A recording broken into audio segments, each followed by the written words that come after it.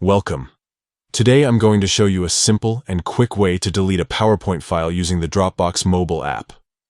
Whether you're freeing up space or just tidying up your folders, this guide will get you there in no time. First, start by opening the Dropbox app on your phone. The app's icon is usually a blue box, so look for that on your home screen or app drawer. Once you're in, you'll land on the main screen where you can access all your files.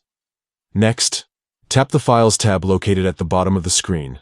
This will take you to a list of all your Dropbox files and folders, showing everything you've uploaded or synced to your account. Now, scroll or browse through your files until you find the PowerPoint file you want to delete. It will typically have a .ppt or .pptx extension and might show a PowerPoint icon. When you see it, look to the right side of the file's name, where you'll find 3 vertical dots. This is your menu button. Tap those 3 dots to open extra options for the file. Here, you'll see actions like Share, Rename, Move, and Delete.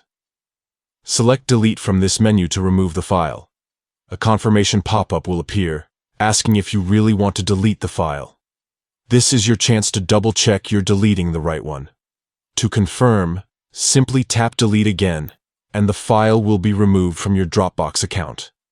That's it. You've successfully deleted a PowerPoint file using the Dropbox mobile app.